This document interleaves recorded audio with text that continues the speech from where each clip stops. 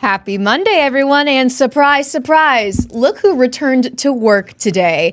It's me, Maddie Paul. I'm back inside the newsroom right here at the digital desk to bring you the trending stories of the KELOLAND area and to bring in some of our newsroom staff members to talk about these stories.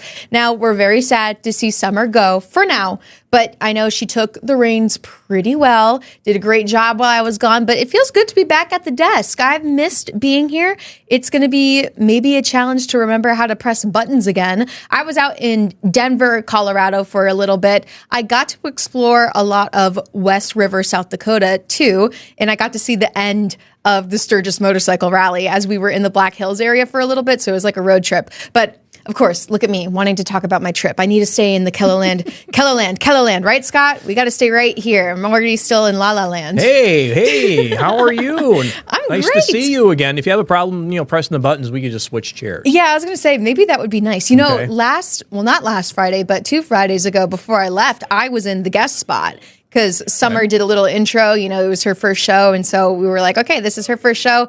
I'm over on that side of the spot. And I was nervous, Scott. It was so weird being on the opposite side. So Well, Summer was on Whether or Not last That's Friday. true, yeah. So she was right back there as a guest, even though she's been this host now. And, you know, it's really fun. I do want to share one photo real quick. Just one? Sorry, just one, because I think you'll show more than one. No, just one. This wearing was a sweater? No, you're not. Not wearing a sweater. This was out in St. Mary's Glacier in Lake near Idaho Springs in Colorado. And I know this is my back and you don't get to see my face, but there's a couple more photos where you get to see me smiling. And I posted this online on Instagram, and I got to say, Scott, you can't see in this photo, but in the other photos, it will be the only time you see me smiling near snow in August. Yeah, why are we not showing those? I don't know. I just think this photo is better. It makes me look better. You don't see my face. You can see my face here, and that's it. I would have thought for sure you'd be wearing a sweater or a jacket. No, it was hot. Gloves. No, it was hot. You know, that's the funny thing about going over on that side. It was hot because we were in the 90s over in Colorado. I know it was hot here too, but no humidity.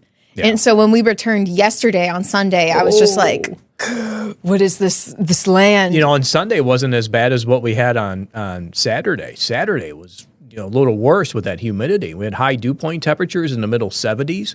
I was out doing yard work until about 2:30, 3 o'clock, and they said, I'm done. My shirt was drenched. Oh, sweat. I just took it easy for the rest of the afternoon. Yikes. See, that's something I'm going to have to get used to again. Coming back here from Colorado to South Dakota. It feels good to be back, though. And you brought some rain with you, too. I did. You know, Colorado, it rains every once in a while. You know, if it just decides to, okay, that's what you get for the day. But yeah, the rain came back last night. I woke up a little to a lot of lightning last night here in Sioux Falls. So that was kind of surprising. And we had some heavy downpours, too. You know, we haven't had much rain, it seems like, over the past week to maybe week and a half. For, the Sioux Falls area, not for everybody. We know that we have been getting these thunderstorm complexes to move through. Now, last night, it was our turn in and around Sioux Falls, and that very thin line that you see of rainfall reports coming in, I would average it out to about 2 to maybe 4 inches. Some of those higher totals coming in near Okoboji. Spirit Lake had a report come in around 3.5, and these are radar estimates. That's why you see that number near Spirit Lake coming in at 4.2. We're around 1.5 to 2 inches in eastern, southeastern Sioux Falls, my house included with that. So it was nice to see the rainfall. It really didn't do anything for the humidity in the air. We'll continue with thick humidity as we do go through the day. There is a chance maybe at a couple of scattered thunderstorms for today. There is that slight risk for severe weather. This takes us in the western and central South Dakota. I think we're done with the rain for today in and around Sioux Falls. Yes, I think we're done. We'll have partly cloudy skies the rest of your afternoon, warm, humid, numbers in the 80s. But we'll watch central and western South Dakota as we get into the afternoon and evening as there is that chance for severe weather. It's a level 2 out of 5, so that's that slight risk of severe weather. How can I put this? Because I know you talk about when it's cooler. I got to get on camera, too. Talk about when it's cooler. Now I could do this. Okay. Talk about when it's cooler. We've had those days fall in the 50s for overnight lows, or in the morning we had temperatures in the 50s. And you say, ooh, it's cold outside. It's yeah, you're chilly. asking me if I'm going to like that or not? So we'll probably continue with warm overnights. Okay. And that, of course, continues into the morning, thanks in part to these dew point temperatures remaining in the 60s and 70s. This takes us through Wednesday. As we continue through time here, we do start to dry out. We bring in some drier air from the north. This is a look at Friday afternoon, still in the 60s, so I think you'll be okay during the morning. Look what happens as we hit the afternoon. This weekend. In the afternoon, I think we'll have a slow decrease in these dew point temperatures, which means drier air. It won't be as humid, okay? It'll feel drier, much like what you just experienced on your vacation. Yes. But when these dew point temperatures do fall to the 40s and 50s, that allows the temperature at night to fall to the 40s and 50s. Take a look at this next graphic. Now, this next graphic, bringing up a couple of cities here with the forecast lows for next Monday, getting into the 40s. What? What is this? It's like back to school season, and all of a sudden everything just drops. And it will feel like, back to school will feel like fall with these temperatures in the 40s. Now, these are two different models. So this is just raw data coming off of the computer model. And what Brian and I sometimes talk about is the model has a hard time picking up on the colder air. So we'll see what happens with these numbers as we do go through time here. Are they going to drop? If they continue to drop. Oh, no. Yep. So you better find that winter coat. I know. I got to start unpacking my own closet. I thought I only had to worry about my suitcases. Guess not. Well, with this, I mean, maybe I'm just crazy, Scott. No, but I feel, come on. I feel like the sun has kind of changed already, too. Oh, yeah. The sun angle's changing. We're losing... Well, it's over 2.5 minutes of daylight per day. Okay, so I'm not that crazy. No. This is science. and it really goes quick after the 4th of July. Yeah, it feels that way. I don't know why I realized it just this past weekend, just being like, oh, it's like 8 o'clock and already getting kind of dark outside. Well, you were on vacation. I guess so. You were gone for a week. Is that what it is? My brain just readjusting a little bit to everything? It could be. I don't know. Bring on more vacations. Summer, where's Summer go? Bring her back over. Have her do Inside the Newsroom? Yeah. I mean, it's so much fun. I got to get her back on for a guest spot, but she hasn't been reporting because she's been doing such a great job hosting this show. So she's got to make some stories, then we can have her back on. And you got to keep reading those models so we can keep having you on. I'll probably, I took a snapshot of this morning, and those numbers have already changed with the new data that's coming in. Mm-hmm. And I like to say it's been a little cooler than what they had earlier today. Yeah, so it's already starting to pull to that trend of trying to bring in some cooler temperatures. But I have a snapshot of this from earlier this morning, and I'll try to keep that and compare it to when the new data continues to come in. Good, yeah. Be fun to compare a little bit and see just how much changes in just a matter of hours even, how quickly things can go. Well, I know you have your weather show coming up this afternoon, and probably this was like a little preview into what will be coming up after Inside the Newsroom, right? What do you have going on? Right. We talked about the rainfall amounts from last night and early this morning. We talked about our heat and humidity, how that's sticking around for this weekend, and then that will eventually start to break as we do get into this weekend and for next week, and even, touched a little bit about our colder temperatures coming in, too, seeing these numbers fall to the 40s. And then Brian, who just remembers everything, talks about Watertown back in 2004, how cold they were. At this time? At this time, yeah, middle of August, setting record low temperatures when they fell to the upper 30s. And we bring in some of that data, too. Okay, I'll bring my hat as I watch, because I'm sure I'll just feel a little cold a little afterwards. chill in here, right? Well, Scott, thank you so much for joining us right here for Inside the Newsroom. Good to see you. And still to come on Inside the Newsroom, we're talking about trending stories in the area and, of course, bringing in our newsroom staff members. It's back to school season, so later in the show, we're going to show you how to navigate all your news-related content for going back to school. But up next, we are revisiting a family from Watertown, and they are a Ukrainian family, and there's some exciting news to celebrate. What once was almost heart-wrenching has turned into hope. Stay with us. Inside the Newsroom will return after the break. Welcome back to Inside the Newsroom. Now, it could have been a heart-wrenching day in Watertown for one family, but instead there's celebration because one Ukrainian family gets to stay in the United States for another 2 years. And this is a follow-up story that we did a couple weeks ago. Jordan DeSmet explains. There is a mood of excitement for Valery and Ilona Biliazzi. We're happy, very happy. That wasn't the case for the family of 5 when we sat down with them last month when their 2-year humanitarian parole from the United for Ukraine program was almost up. Right now we're feeling better. Now we have 2 years more. She showed us the phone online. It said case approved. And I immediately started crying, put my head in my hands, and I started crying out of just sheer relief of anxiety and fear. Susan Bueller and her husband Bruce housed the Bigliazis until they found a place of their own. We have people commend us for having them live with us, but I promise you that the blessing was for us. You know, they've become our family. As the Bigliazis fought to stay here, they said they received an overwhelming amount of support. A combination of community members, politicians, church members, and more fought for them to stay. We want to say everyone thank you for help, for support.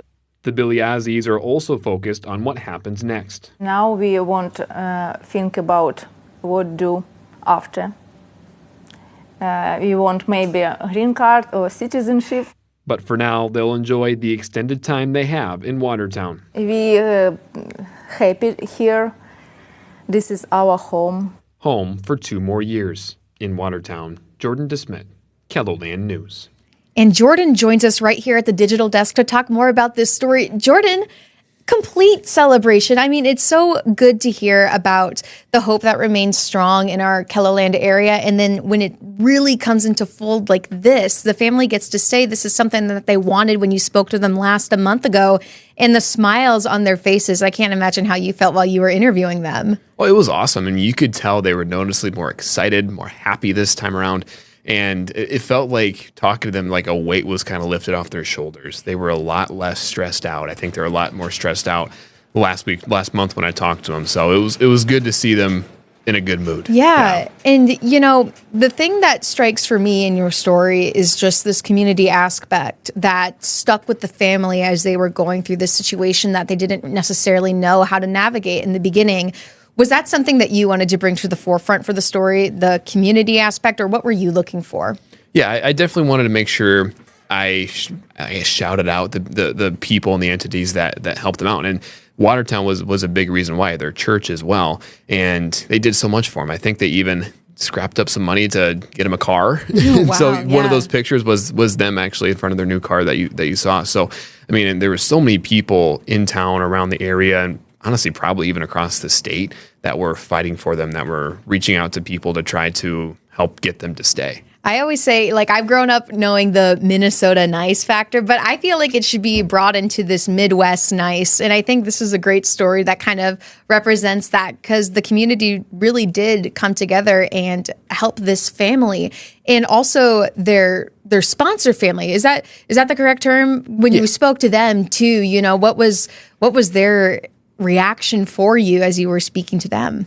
And I put a soundbite in there where they said, look, this is our family. And you could really tell by how they interact. They love each other. They care for each other. And so they're in it with them just as much as they are, right? So I think they went through this roller coaster of emotion over these past few months of like, okay, can they stay? Can they not stay? And so you could feel that sense of relief and that sense of stress off their shoulders as well, I think. I love when we're able to do follow-up stories to something we initially present to our viewers. And I'm glad we have a happy ending for this one. But for you as the writer of this story and the person who gets to share this family's story, how does it make you feel knowing that you're able to follow up for the story in this type of way? I mean, this is one of the reasons why I like being a reporter. You know, I felt like I was a small part in helping these guys out. You know, I think these are the kind of the rewarding stories that I like to do as a reporter. And so obviously when I saw it on social media and I think other news outlets reporting on this, I'm like, I have to reach out. I have to do a follow-up on them. So I think I was grinning from ear to ear writing this one. So. And were they the ones that told you about the happy news, or did you find out through something else? I found out through something else. Yeah. So I think, which is fine. You know, they don't need to always keep me in the loop on everything. So I'm glad that we were able to share their story and celebrate with them in this weekend. You know, this was really trending pretty well. And why do you think people kind of care for these types of stories? I mean, I just think they're human beings, right? I mean, I think you can tell through the story, and you could tell when I visited with them that these are really nice, down-to-earth people that are a good part of the community, and I think people can relate to that, and they like seeing a good results in a story. So I think that's why people appreciate it so much. Jordan, is there anything else you'd like to share about creating this story? I would say one kind of funny thing. I'll add one kind of fun. So you saw some shots of their baby boy in that story. Brian's his name. And Brian was the happiest little baby you could ever see. And Brian was very obsessed with my light kit. And so like the little tripod where I put my light on. And so I think at one point, like we literally, like Brian kept messing with it. And so there's one point where like you could see his arms like go out for it. So I think we had to like grab the light kit and bring it over so Brian could mess with it. Make sure it's okay. It was awesome. So maybe he'll be a little camera person in the future, help you out on your stories, Jordan, whenever you're in Watertown. Yeah, you seem to like the camera, so maybe a future reporter. Who knows? Yeah, that'd be great. Jordan, thank you so much for coming to the Digital Desk to talk about this story. Yeah, thank you. And viewers, stay with us because I teased a little bit at the beginning, but we have some back-to-school related content that we want to share with you. And one of our digital reporters is coming on Inside the Newsroom to share with you how you can get all of those stories and resources in one spot. Stay with us. We'll be right back after the break.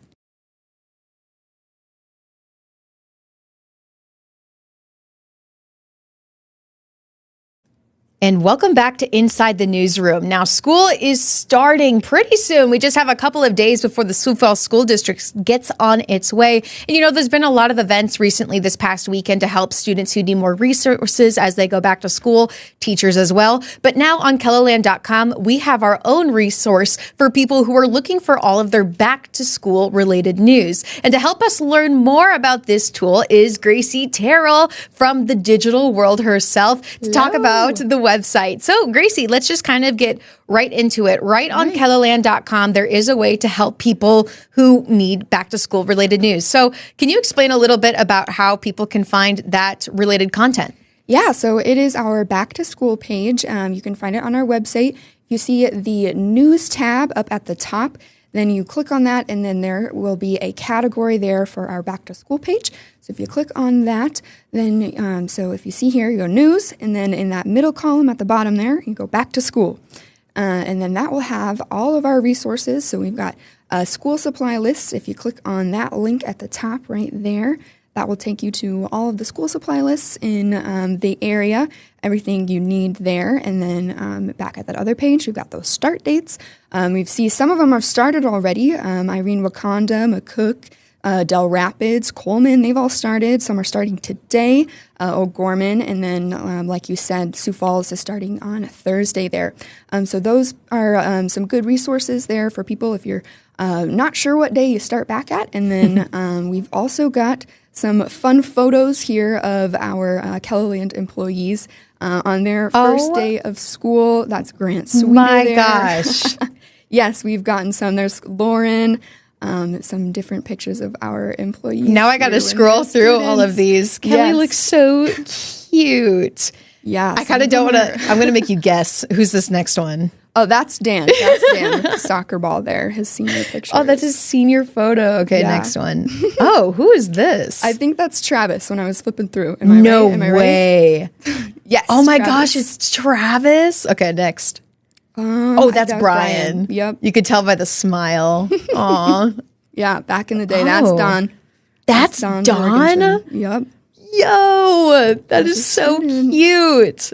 I know. I think that was Perry from college. This is his college Perry? days. Since I don't know if his high school pictures or elementary photos, if they had cameras back then. So he had his college one. And then, oh man, is that Ian? That's Eric. That's no our boss. way. That's our boss. That's crazy. Yes. So anybody can share their photos by going to this You Share right here or this news app. Let's see. Yes. Yep. You can click that. And then if you've got any back to school photos you'd like to send in and share on our website, we'll put them on air too. But yeah, just getting back into the spirit, some throwback photos. And then we've also got here our education news coverage. So any stories we've done, this summer at the end of the school year, starting up this year, things people might need to know. We've got the phone discussions, that first look at the new elementary school, Marcella LeBeau, and some money that was put aside from Washington, D.C. So just a bunch of different things here that you can look at before getting back to school. Get into that mindset out of summer. Start thinking about the school supplies you need, your back to school photos you're going to take. Yeah, it's all here on KELOLAND News. That's pretty easy to navigate just right there, like under that news section. And again, it's really just that back to school category. Is this something we've offered every year, Gracie? Yes, it is. It's something that we kind of revamp every year with those new lists and new start dates and stuff. So it's something that our viewers, really, kind of turn to when they're trying to figure things out for the new school year. I'm kind of excited about that. You share, send in your photos back to school. I want to see everybody's photos your ones now. From this year, your ones from back in the day too. I got to upload mine. Photos. Gracie, next time you're on, we have to find our school photos and put them on. That would be so much fun.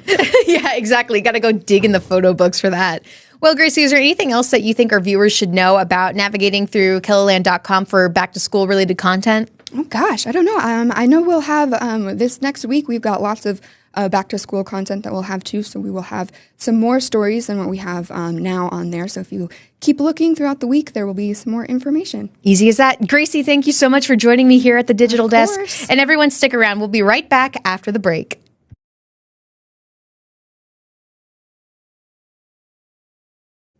Well, that's all the time that we have today for Inside the Newsroom. Thank you all for watching, and it feels really good to be back at the Digital Desk hosting Inside the Newsroom. I love seeing what's trending in our area. Every morning, I look at what's been trending from our website and what's been the leadable story in our newscasts. And it's always interesting to see what our viewers gravitate towards too. And then what can we share to you, our viewers, to make a conversation at the dinner table, or to just keep talking about these stories and sharing these experiences, because that's what it's all about. So thanks again for watching. Again, it feels so good to be back. I'm ready to continue doing Inside the Newsroom for the rest of this week. And that will be Tuesday through Friday now at 1 o'clock, because you can only watch it here on KELOLAND Plus at 1. So thank you all so much. And until next time, have a great day, everyone.